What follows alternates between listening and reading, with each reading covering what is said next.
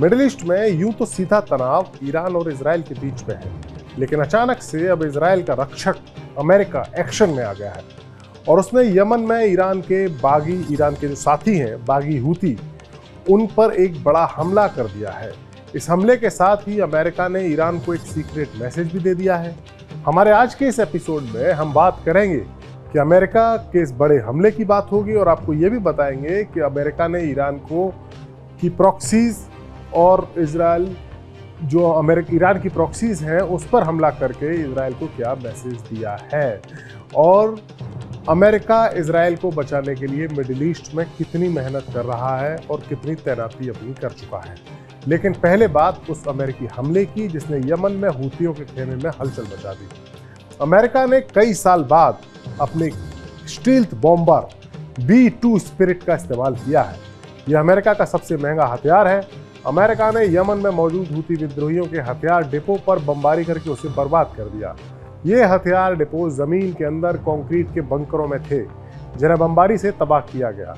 Houthi बागियों के इन हथियारों के बल पर ही हूती बागी लाल सागर में बाब अल मांदेब खाड़ी और अदन की खाड़ी में इंटरनेशनल जहाजों पर मिसाइल्स, रॉकेट्स और ड्रोन से हमले किया करते थे।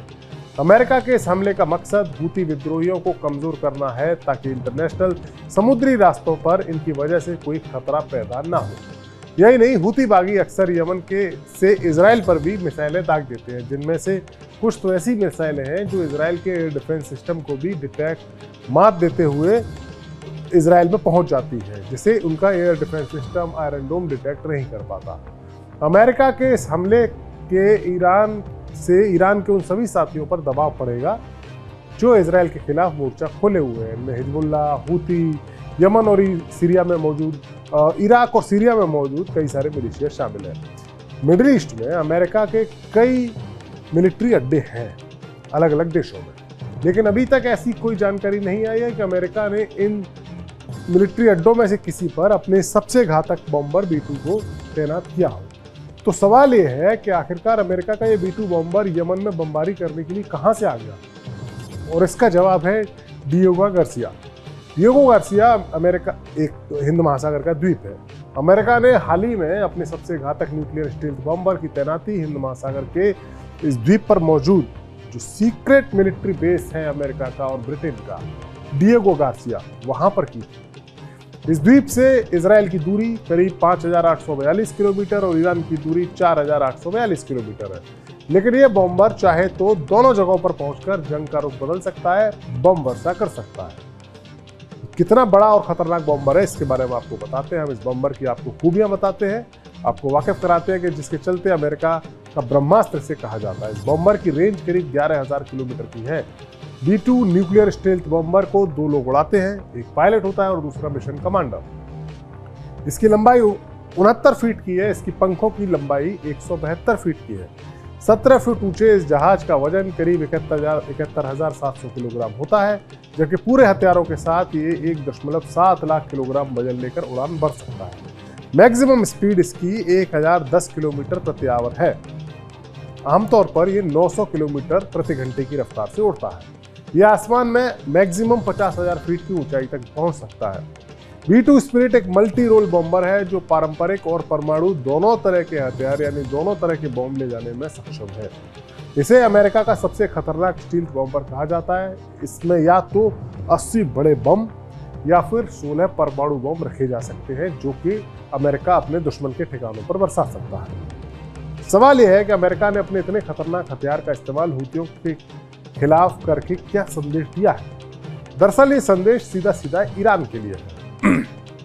हूतियों ने ईरान की तरह जमीन के अंदर कंक्रीट के बंकर बनाकर अपने हथियारों को छुपाया, लेकिन अमेरिका की बमबारी में हूतियों का ये जखीरा नष्ट हो गया, बच नहीं सका। यानी साफ है कि जिस तरह अमेरिका ने हूतियों के तहखाने में मौजूद गोला बारूद को नष्ट किया है, वैसे ही ईरान के गोला बारूद को भी नष्ट किया जा सकता है जो कि जमीन के अंदर तहखानों में है।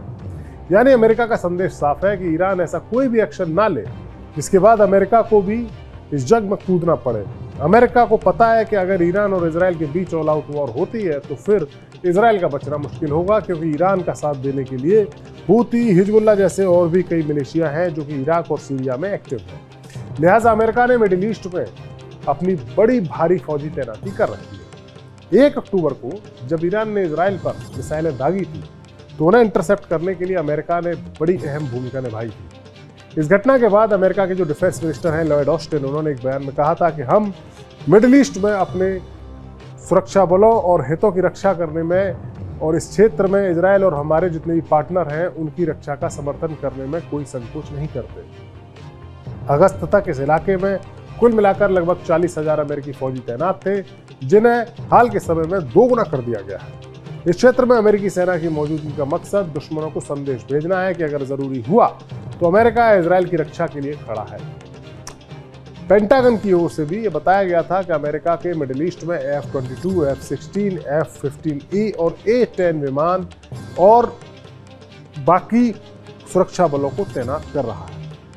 ये हजारों सैनिक पहले से ही तैनात सैनिकों के अलावा होंगे। इस बीच अमेरिकी सेना के पास मिडिल ईस्ट में हजारों की संख्या में सैनिक, patriot missile system, counter drone system और high mobility artillery rocket system यानी हिमार्स समेत कई एयर डिफेंस सिस्टम और तोपखाने वहां पर मौजूद हैं। यही नहीं, अब अमेरिका इजराइल की रक्षा के लिए अपने सबसे sophisticated air defence system third को भी तैनात कर रहा है। अमेरिका की इन तैयारियों और एक्शन का मकसद सीधे सीधे ईरान को धमकाना है और ये बताना है कि उसकी मिसाइल स्ट्राइक के जवाब में इजराइल जो हमला करेगा उसका जवाब ईरान ना दे। हालांकि दूसरी ओर से अमेरिका इजराइल पर भी दबाव बना रहा है कि वो अपने जवाबी हमले में ना तो ईरान के न्यूक्लियर साइट्स को ठिकाना टारगेट बनाए और ना ही उसके तेल संयंत्रों को, क्योंकि अगर ऐसा हुआ तो फिर ईरान को तगड़ा जवाब देना ही होगा। और जवाबी हमला ना सिर्फ इजराइल पर बल्कि अमेरिका के फौजी बेस वाले उन अरब देशों पर भी हो सकता है जहां पर अमेरिकी फौज टिकी है और जिनका मुख्य कारोबार तेल का ही है। ईरान का इशारा साफ है, अगर हमारे तेल संयंत्रों को निशाना बनाया गया, हमारे न्यूक्लियर फैसिलिटीज पर अटैक किया गया तो हम यानी ईरान इजराइल पर तो हमला करेंगे ही, लेकिन साथ साथ उन सभी देशों में हमला करेंगे जहां पर अब अमेरिका की फौजें तैनात है। और इन देशों में Saudi Arabia, Kuwait, Bahrain, Qatar ऐसे देश खास है, UAE में शामिल है। तो इन सभी मुल्कों ने अमेरिका पर दबाव भी बनाया हुआ है कि लड़ाई ज़्यादा ना बढ़े। इसीलिए अमेरिका इजराइल पर दबाव बना रहा है कि वो ईरान के ऊपर उसके बड़े ठिकाने जैसे न्यूक्लियर ठिकाने या फिर उसके तेल संयंत्र के ठिकाने वहाँ हमला ना करे।